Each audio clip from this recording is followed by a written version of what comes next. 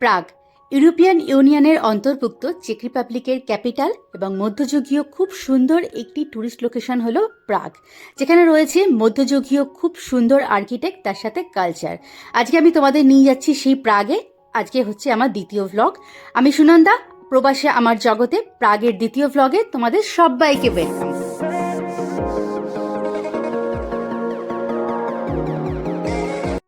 প্রাগের vlog 1-এ আমি তোমাদের সাথে কিছু interesting tourist location already share করেছি, যেখানে রয়েছে প্রাগের ওল্ড টাউন, তার সাথে পাউডার গেট, যে গেটটি প্রাগের ওল্ড টাউন এবং নিউ টাউনকে ডিভাইড করেছে।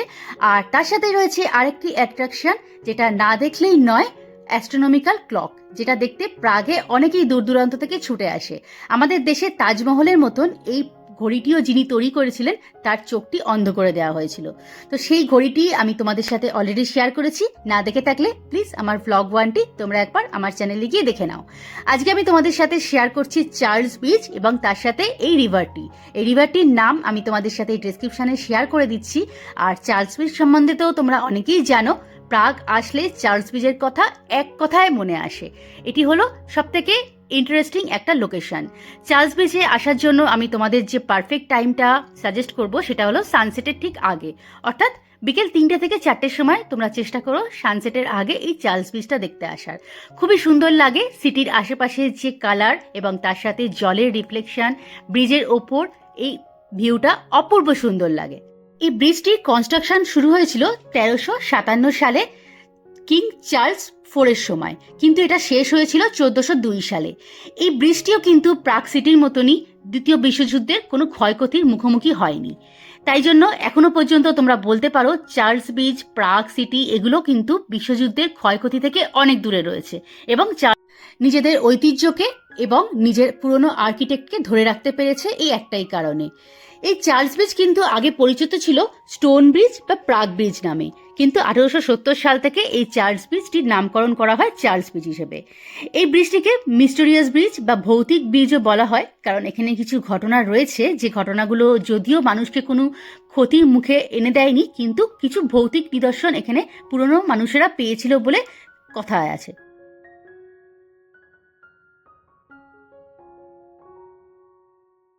প্রাগ সম্বন্ধে তোমাদের একটা ইন্টারেস্টিং ঘটনা বলি। যদিও এটা ইন্টারেস্টিং ঘটনাই একটা, এটাকে পলিটিক্যাল কোনো ইস্যু হিসেবে তোমরা দেখো না। হিটলারের খুব পছন্দের জায়গা ছিল এই প্রাগ। হিটলার ভেবেছিল যে তার বৃদ্ধ বয়সে অর্থাৎ রিটায়ারমেন্টের পর সে বাকি জীবনটা এই প্রাগেই সুন্দরভাবে কাটাবে। এটাও একটা কারণ, বিশ্বযুদ্ধে অর্থাৎ দ্বিতীয় বিশ্বযুদ্ধে প্রাগের ওপর কোনো বাজে এফেক্ট পড়েনি। সে সবসময় এই সিটিটাকে প্রোটেক্ট করে রেখেছিল। এটা একটা পলিটিক্যাল রিজন তো বটেই, প্রাগটা কোনোভাবে এফেক্টেড না হওয়ার পেছনে। গল্প করতে করতে এবার আমরা চলে এলাম চার্লস বিচের একদম গেটের সামনে। রাস্তা ক্রস করেই ওই দূরে দেখা যাচ্ছে চার্লস বিচের এন্ট্রেন্স গেট। তো এখানেই আমরা যাব। কত লোক দেখো! এটা ফার্স্ট উইক ফেব্রুয়ারির, কিন্তু ঠান্ডা তো আছে, তা সত্ত্বেও লোক দেখো কত ভিড়। সবাই কিন্তু মোটা জ্যাকেট, হাতে গ্লাভস, মাথায় টুপি, ভালো মতন প্রিকশন নিয়েই এসছে। ভালোই ঠান্ডা আজকে, তার উপর হাওয়াও দিচ্ছে, মেঘলা ওয়েদার। এখানে আসার সময় গেটের কাছেই আমাদের দু একজন জিজ্ঞাসা করলো যে বোটের ট্রিপ নিতে চাও কিনা। তো এই ঠান্ডায় প্রচণ্ড হাওয়া, তার উপর বোটের ট্রিপটা নেওয়ার আমরা কোনো রকমভাবেই সাহস করলাম না, সোজা এগিয়ে গেলাম ব্রিজের দিকে। আস্তে আস্তে দেখলাম অনেক রাশিয়ান ভাষার লোক আশেপাশে ঘোরাঘুরি করছে। কথা শুনে বুঝতেই পারলাম, যেহেতু আমার কয়েকজন অফিস কলিগ বা আমার অ্যাপার্টমেন্টের আশেপাশে কয়েকজনকে দেখি রাশিয়ান, তারা কয়েকটা ভাষায় কথা বলে, তো একটা দুটো ওয়ার্ড তো চেনা আছেই, দেখেই বুঝতে পারলাম। তারপর ফেস দেখে তো বোঝাই যাচ্ছে। জার্মান, রাশিয়ান, এমনকি ইউরোপিয়ান অন্যান্য কান্ট্রির লোকজনরাও প্রাগটাকে খুব পছন্দের একটা জায়গা হিসেবে মনে করে। 2-3 দিনের ছুটি পেলেই তারা ফ্যামিলি নিয়ে বা নিজের পরিবার পরিজন না থাকলেও অ্যাটলিস্ট বন্ধুদের সাথেও চলে আসে প্রাগ ঘুরতে। এটা ওদের খুব পছন্দের একটা জায়গা।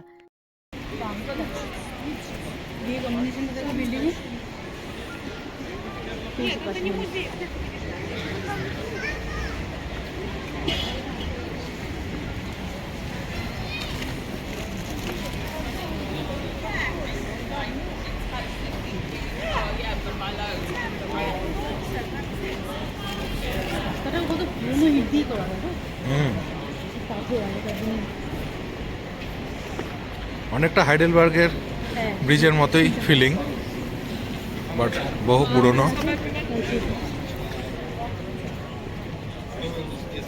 দি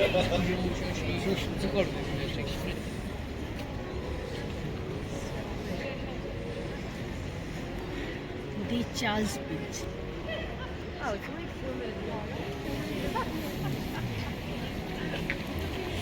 এখানে কিছু আর্টিস্ট রয়েছে যারা পেন্টিং করে বসিয়ে। করাবে তুমি পেন্টিং? হয়তো আধ ঘন্টা বসে থাকতে হবে। বাহ, ওইখানে জলের এটা দেখো, ফোটা দেখো।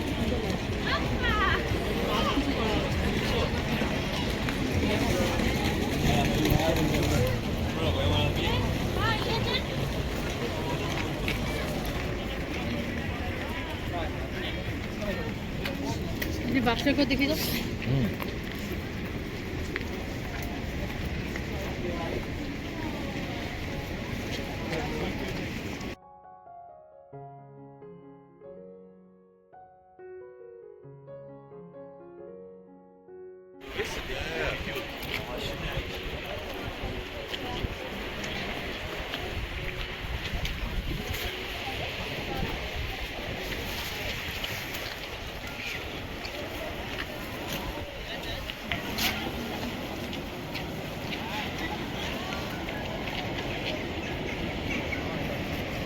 এই বোটটা দেখো, কত পুরনো কাঠের একটা।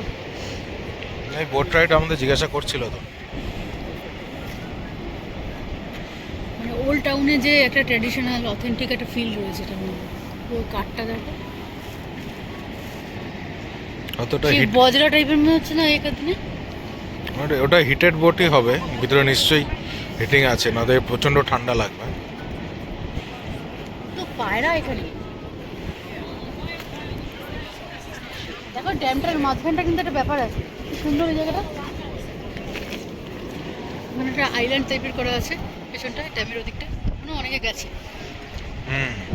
তাই না? হাঁটতে হাঁটতে যাওয়া যায়, ওটা ওই পার্কের ভিতর দিয়ে, নিশ্চয়ই কোনো পার্কের ভিতর দিয়ে হাঁটতে হাঁটতে যাওয়া যায়। এখানে একটা ট্রাম দাঁড়িয়ে আছে রেড কালারের ব্রিজের উপর। মানে আমরা যে ব্রিজটা দাঁড়িয়ে আছি মাঝখানে, তার ওই পাশে একটা ব্রিজ, এদিকে একটা ব্রিজ, দুদিকে দুটো ব্রিজ।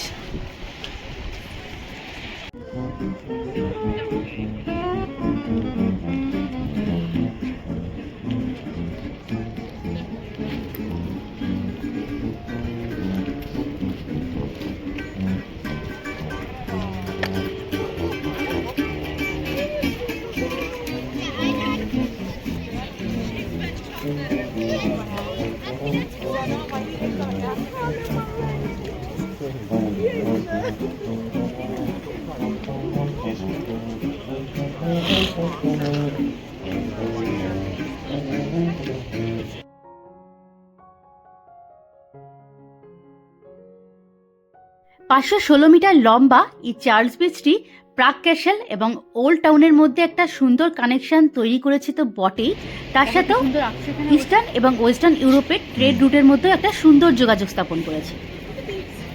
কার্টুন হতে চাইলে 5 মিনিট, পোর্ট্রেট করলে 15 থেকে 20 মিনিট।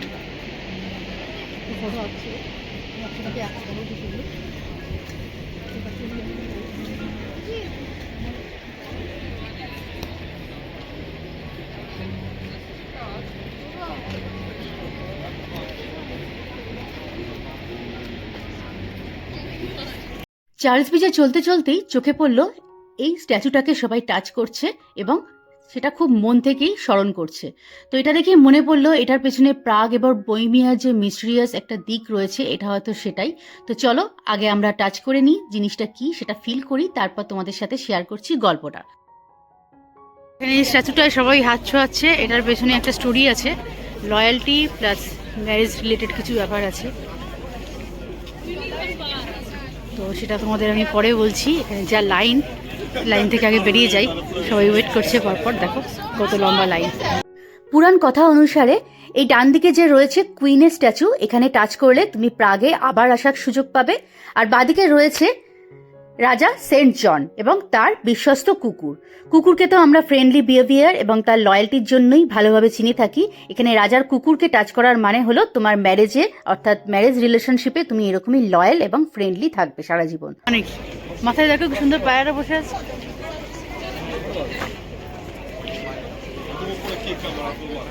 শিপ আসছে। কনকনে ঠান্ডা, এই ঠান্ডাতেও লোক ঘুরছে। বাপরে বাপ, জলের ওপর ঠান্ডাটা আরো বেশি লাগছে না? এখানে যেই আসো না কেন, মানে অ্যাটলিস্ট যদি ফেব্রুয়ারি মার্চ অব্দি আসো, এই হাওয়াটার জন্য প্রিকশন নিয়ে এসো। এখানে কিন্তু বেশ হাওয়া। টুপি, জুতো, সবাইকে তো দেখছি মাফলার, হাতে গ্লাভস সবই নিয়ে এসছে। বেস্ট টাইম হচ্ছে মার্চ থেকে ডিসেম্বর, খুব ভিড় থাকে। আর যদি তুমি ভালোভাবে ঘুরতে চাও প্রতিটা স্পট, তাহলে টাইম হচ্ছে এই ফেব্রুয়ারি, জানুয়ারির লাস্ট থেকে ফেব্রুয়ারি লাস্ট। জানুয়ারিতে প্রচন্ড ঠান্ডা থাকে। হ্যাঁ, ওই জন্য ভিড়টাও কম থাকবে। ফেব্রুয়ারিটা একটুখানি কম ফাঁকা, মানে এখানে তাও ব্রিজটা ফাঁকা লাগছে। মার্চ থেকে পুরো বুদ্ধিমতো ধাক্কা থাকে। মানে তুমি ভালোভাবে এনজয় করতে চাও, যদি স্পটে ভালোভাবে ঘুরে ফটো টটো তুলতে চাও, তাহলে জানুয়ারি ফেব্রুয়ারিটাই বেস্ট। হ্যাঁ, কিন্তু ওয়েদার সাপোর্ট করতে হবে। যেমন আজকে পুরো ক্লাউডি। এখানে আবার টুরিস্ট গাইড এসছে, একটা বড় টিম। চার্লস বিচ থেকে নেমে আসলাম, প্রচণ্ড ঠান্ডা, বেশিক্ষণ আমরা ওখানে হাঁটাহাঁটি করতে পারলাম না। জাস্ট একবার প্রথম থেকে শেষ অবধি গিয়ে আবার ব্যাক করে চলে আসলাম। তো হাওয়াতে আমাদের হাত পা পুরো ঠান্ডায় জমে গেছে, কোনো সেন্স নেই। মনে হচ্ছে গরম গরম কিছু খেলে ভালো হতো, বাট রেস্টুরেন্টগুলো যা দেখছি সবই এখন বন্ধ দুপুরের টাইমে, আবার ডিনারের জন্য 4টের সময় খুলবে। তো দেখি আশেপাশে যদি কিছু রাশিয়ান ছোট স্ট্রিট ফুড পাওয়া যায় তো খাবো। তো আমরা আর পেরে উঠছি না, পায়ে প্রচণ্ড ব্যথা করছে, তার উপর একটু বসলেও ভালো হতো কোথাও। আমরা এখন আইস পাবে যাচ্ছি।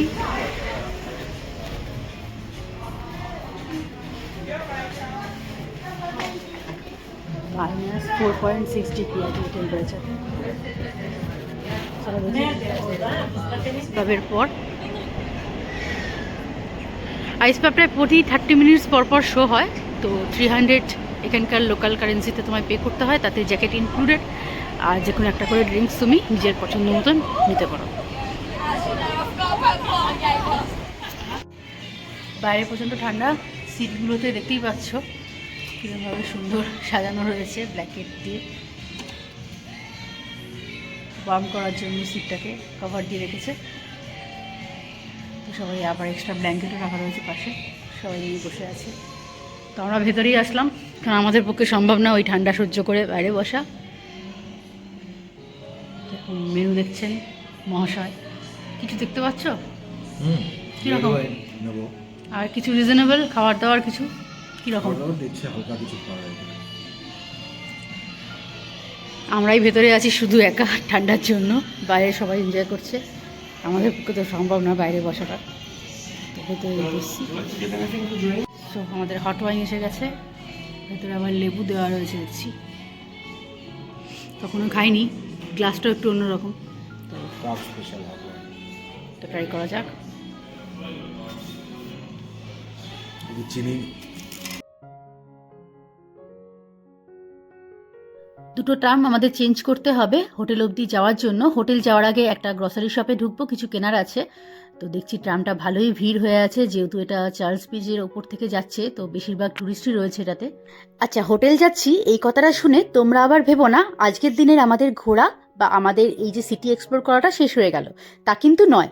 হোটেল যাচ্ছি আমরা জাস্ট কিছুক্ষণের জন্যই, আমাদের গ্রসারি শপ থেকে কিছু জিনিস কেনার আছে, মানে রাত্রে ধরো লাগতে পারে জল বা এমার্জেন্সি কিছু জিনিস।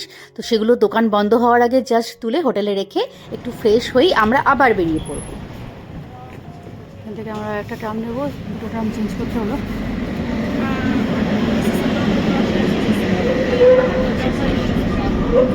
আগে যেটা এলাম ওটা 17 ছিল, এখন আরেকটা নিতে হবে। পরপর দাঁড়িয়ে আছে, দেখো ট্রামগুলো। লিস্টটা দেখিয়ে দাও। বাবা, এটা কি কোনো ফেস্টিভ্যাল আছে নাকি? তো এখানকার কোনো কার্নিভাল থাকলে অনেক সময় ওরকম সাজে, জার্মানিতে সাজে, এটা জানি না। চার্চটা বেশ সুন্দর দেখতে।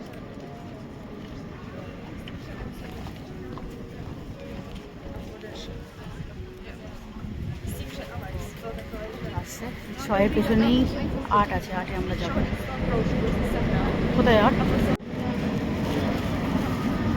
এই 8 নম্বর, এটাতে আমরা যাবো।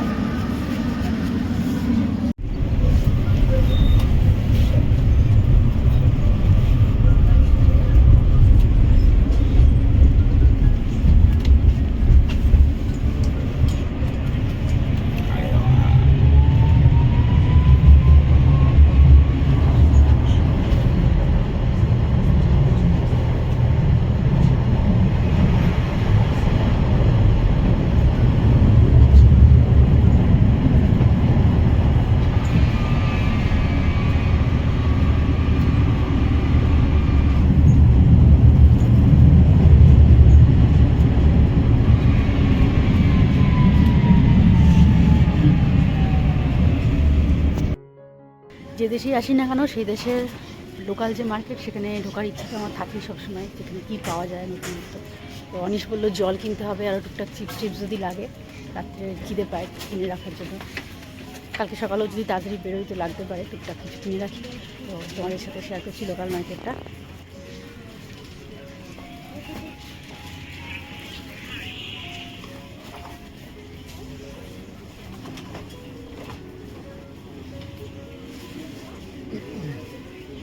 একটা জিনিস দেখলাম, শেয়ার করি।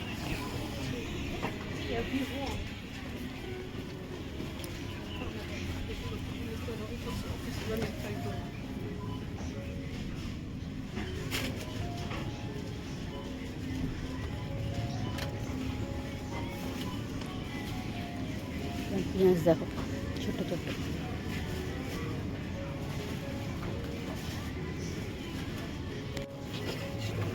মাংস পাওয়া যাচ্ছে।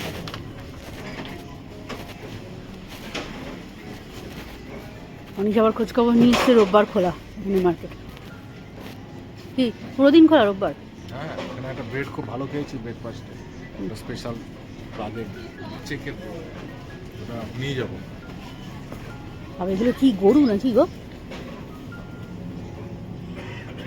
তাই তো মনে হচ্ছে। ভাষা বুঝতে পারছি না, এখানকার লোকাল ল্যাঙ্গুয়েজ লেখা। হতে পারে, এটা পর্কের সাইন, এই পর্কের সাইন।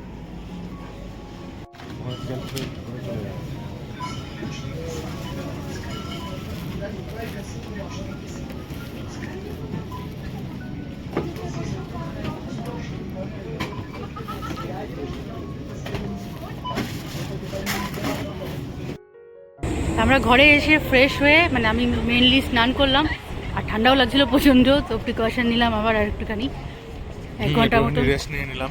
রেস্ট নিয়ে আমাদের একটু রিসার্চও করতে হলো কোথায় যাওয়া যায় ইভিনিংয়ে, কোথায় ভালো খাওয়া দাওয়ার ব্যাপারটাও ভাবতে হলো ডিনারের। তো সেসব ছেড়ে ঘন্টা 2 পর আমরা আবার বেরিয়েছি। এখন যাব, প্রথমে যাব ন্যাশনাল মিউজিয়ামের সামনে, একটুখানি রাত্রের শপিং স্ট্রিটটা দেখবো, আলো ফালো জ্বলে যাওয়ার পরে আরও সুন্দর লাগে। তারপরে খাবো, খেয়ে দিয়ে তারপর আমরা একটুখানি ওল্ড টাউনটা আবার যাবো। ওল্ড টাউনটায় মনে হচ্ছে ভালো লাগবে, ফটো ভিডিওস যা আর দেখেছি। এখন আমরা যাব মেট্রো। হ্যাঁ, এখন আমরা মেট্রো ট্রাই করবো, ইচ্ছা করেই চেষ্টা করলাম মেট্রোতে যাওয়ার। চলো 24 আওয়ার্সের আমাদের টিকিটটা আছে, তো কাল সকাল 11টা অবধি ভ্যালিড, আবার কাটতে হবে। ততক্ষণ পর্যন্ত মেট্রোটা উঠে আসবে। এই যে মেট্রো স্টেশনটা তোমরা দেখে নাও, ঢুকছি, দেখিয়ে দিচ্ছি ব্যাগ ক্যামেরা। এটা মেট্রো স্টেশন, কলকাতার মতনই, তাই না? পুরোনো অনেক পুরোনো দেওয়ালগুলো দেখেই বোঝা যাচ্ছে।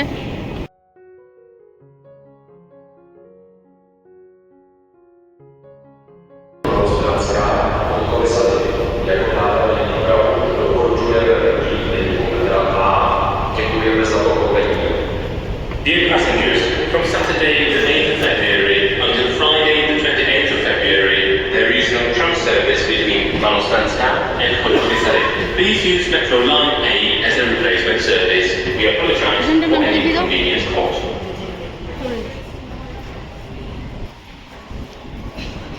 আচ্ছা, আমাকে দেখতে হবে কোন ট্রামটা যাবো।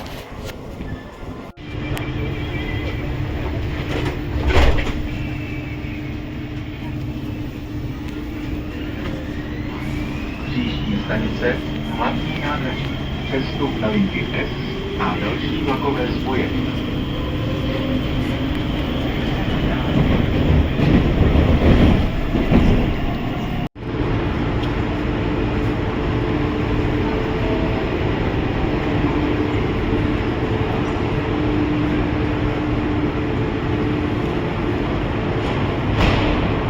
স্টেশনটার নামটা একটু দেখিয়ে দিই, মিউজিয়াম।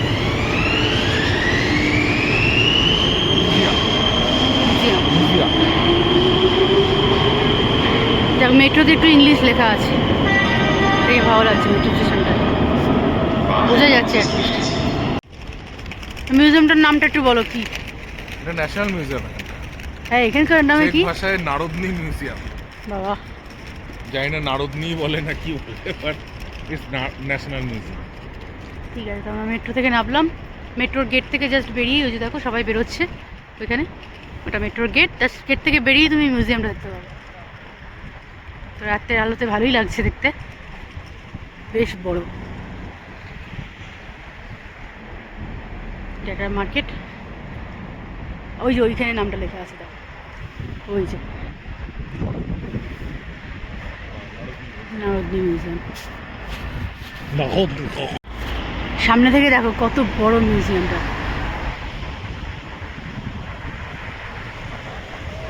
বিশাল বড়।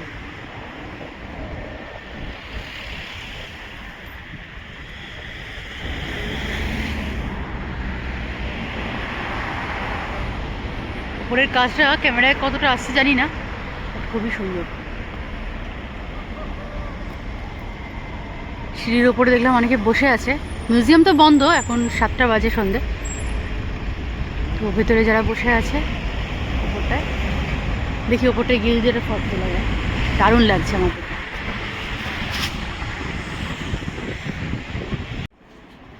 তো কালকে আমাদের ইন্ডিয়ান খাওয়া হয়নি, রাত্রিবেলা প্রচণ্ড আমার মাথা খেয়েছো, তাই জন্য ইন্ডিয়ান খুশি। অনেকগুলো সার্চ করেছি, তো আলটিমেটলি এটাই ভালো লাগলো রিভিউ দেখে বা খাবার দাবারের পিকচার দেখে। আমরা এটাতেই যাচ্ছি। বাইরে মেনু কার্ড দেওয়া আছে, পালক পনির, কড়াই পনির, এগ কারি, ম্যাঙ্গো চিকেন। আমি রাইস আইটেম আগে নেবো, চলো। ম্যাঙ্গো 3 দিন চিকেনটা ধরে কি? ভাত খাইনি, অন্য কিছু খেয়ে আছি, আর ভালো লাগছে না। তো চলো চলো চলো, এন্ট্রি নিয়ে যাক। দেখা যাক। নাও। প্রাগে আমরা কোন দিন কি খেয়েছি সবকটা খাওয়া দাওয়ার ভিডিওই আমি তোমাদের সাথে পরে অন্য একটা ভ্লগে শেয়ার করব। আজকে ডিনার করার পর আমরা আবার চলে আসলাম ওল্ড টাউন। তো ওল্ড টাউনে তোমরা সকালের ভিউটা দেখেছিলে কেমন দেখতে লাগে, ঘড়ি এবং তার সাথে চার্চটা। তো এখন লাইটে আমরা দেখতে পাচ্ছি কেমন দেখতে লাগছে সিটিটা, তোমাদের সাথে শেয়ার করছি পিকচারটা। রাতের অন্ধকারে এই দেখো গেটটা দেখতে আরো সুন্দর লাগছে, লাইট পড়েছে। তো প্রাগ কিন্তু দিনের বেলাও যা সুন্দর, রাতের বেলা আরো সুন্দর লাগছে আমার। জানি না, হয়তো আমরা সানি ওয়েদারে দেখিনি দিনের বেলা, তাই জন্য বুঝতে পারিনি অতটা। তবে রাত্রে এই লাইটের এফেক্টগুলো দারুণ লাগছে। এটা ওই পাউডারি গেট যেটা বলছিলাম। তো এটা আমরা এখন নিউ টাউনের দিকে রয়েছি, ওল্ড টাউনের দিকের থেকে এলাম। ঘড়িটা তোমাদের সাথে আবার শেয়ার করলাম রাত্রে কেমন দেখতে লাগে। তো এই গেটের এই পার্টটা হচ্ছে নিউ টাউন আর ওই দিকটা হচ্ছে ওল্ড টাউন। ওকে, চলো এবার আমাদের হোটেলে ফেরার টাইম হয়েছে, ট্রাম ধরবো। রাত্রি 12টা অবধি ট্রাম চলে, এটা একটা ভালো ব্যাপার। এখানে খেতে গিয়ে আমরা জানতে পারলাম রেস্টুরেন্টে। তো ট্যুরিস্টদের জন্য খুবই ভালো, পাবলিক ট্রান্সপোর্ট অ্যাভেলেবেল। তো আজকে তোমাদের সাথে শেয়ার করলাম প্রাগে আমাদের ডে 1 সাইট সিন আমরা কী ঘুরলাম। আজকে অলরেডি রাত্রি হয়ে গেছে, ডিনারের পর আমরা এখন হোটেলে ফিরছি। তো এখন বাজে 11টা রাত্রি। তো কেমন লাগলো ভিডিওটা প্লিজ দেখে জানিও, ভালো লাগলে একটা লাইক করে দিও। ফ্রেন্ডস ও ফ্যামিলির সাথে অ্যাজ ইউজুয়াল শেয়ার করতে হলো না। আর যদি তোমরা নতুন হয়ে থাকো আমার চ্যানেলে, প্লিজ চ্যানেলটা একটু সাবস্ক্রাইব করে দিও। দেখা হচ্ছে তোমাদের সাথে আবার ডে 2 এর ব্লগ নিয়ে আমি আসছি প্রাগের। Till then take care and bye by.